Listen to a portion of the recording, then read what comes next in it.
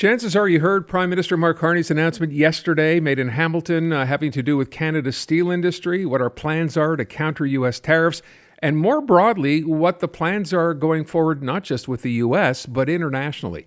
Francois Desmarais, Vice President of Trade and Industry Affairs at the Canadian Steel Producers Association, and he is on the line. Monsieur Desmarais, thank you for your time today. Look, it was a rather long announcement with many, many facets to it, but I want to ask the question I think some people are asking today, which is, is the Canadian steel industry in trouble? Is it nearing collapse? Some people have suggested it is, and that's why this announcement was made. What is your take on this? No, thanks for having me. Definitely the steel industry in Canada is in a rough patch. Especially with the trade war going on with the U.S. U.S. market is by far our largest market. And since President Trump raised the tariffs to 50% this past June, that means that basically the U.S. market is closed to our producers. So it's very difficult for our industry. And we're also facing not only the issue of access to the U.S. market, but also issue in our own market. We're supplying less than half the steel consumed in this country because we're facing unfair competition coming from many countries around the world. And so yesterday's announcement was very welcoming news for us because we're targeting those core challenges we're facing in our own market. So let me go back to something that I think was alluded to yesterday, what you just said now, this idea about international competition, and the term that was used was dumping. So explain, if you could, to our listeners what that means and how we were allowing this to continue to happen and what changes now based on what the Prime Minister said yesterday.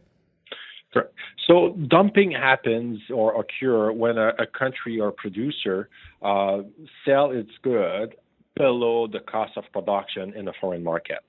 So in this case, when it comes to steel, we often blame China, rightly so, because they highly subsidize their industry and they produce more than they consume. And with the extra steel that they have, they usually use it to just drown foreign markets with their cheap steel. And we definitely cannot compete against dumb steel because it's below the cost of production. And what happens is that here in Canada, we import over 150,000 tons of steel on a weekly basis. So it's very difficult to track all those imports. And some of those imports are definitely coming to us with unfair trade practices or definitely being dumped here. So the measure they announced yesterday really target those by limiting the amount of steel that we're going to accept in our marketplace. Okay, so we do that as step one, and I understand part of what I heard the Prime Minister say yesterday was step two. Now by doing that, we get Canadian industries, Canadian users of steel to use Canadian steel. And I think people, when they heard that, so why haven't we been doing this? Is it only because it was so cheap to bring in steel from someplace else? In many regards, yes, it's the case. And again, I'm not going to blame user and consumer of steel in the country. I think that a lot of them don't realize that they are often offer dump steel. So they're buying because it's, at a good price or even below market price. So they're going to accept that. So there's a cost to that. And I think it's important to, and also show to the consumer of steel that we producer in Canada have the capability and we are producing the vast majority of the steel that we consume. So we can replace that offshore steel with Canadian-made steel. So does this move yesterday by the Prime Minister save the steel industry? What does it offer for the future of this industry in this country? Well, I don't think we're out of the woods yet, but it's several good steps in the right direction that was announced today. We're curbing imports of unfair traded steel. We're targeting overcapacity steel coming from China, and we're also giving preference for Canadian steel for our project, infrastructure project in the country. So those are several good steps. It's not over yet. We still need to improve the parameters around those policy, which we're working collaboratively with the government, but more needs to be done to protect ourselves from the onslaught of overcapacity and dumping. So I haven't talked about what, of course, this means as far as the U.S. is concerned. We've been living with these steel tariffs now for a while since Donald Trump introduced them. How significantly has that affected our steel industry already? Oh yeah, it has been catastrophic. Right from the beginning in March, when they imposed a 25% tariff on us, we saw our sales to the U.S. drop by over 30%. We lost over 1,000 jobs in the sector across the country, and then in May, our production levels in Canada dropped by 30%.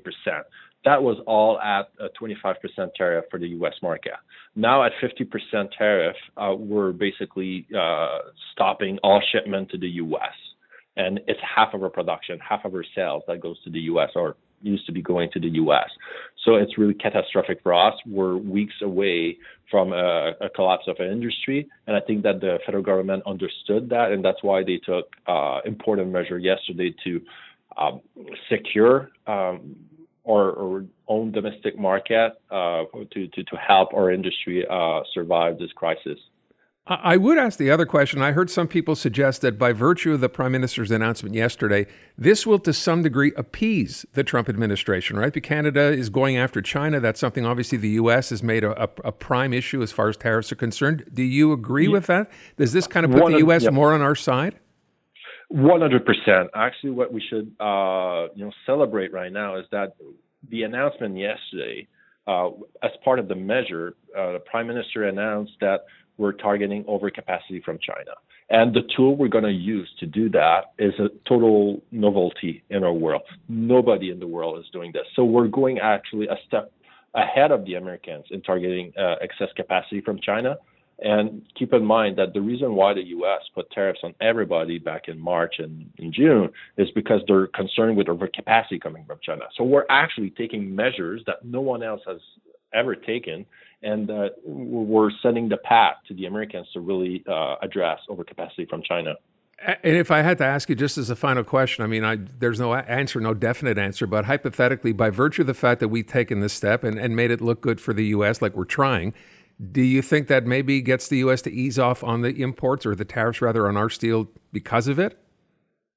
We're definitely hoping that it's going to contribute to a reopening of the U.S. market. We have such an integrated steel industry. When we talk about Canadian and American industry, we're benefiting from an open and easy access, free access on both sides of the border. And so if we can secure our marketplace and protect the integrity of the steel market in North America, we definitely hope that the Americans will notice and that they will consider reopening their market to our Canadian producers. All right, we will leave it at that. Monsieur Desmarais, thank you for your time. Appreciate it. Thanks for having me.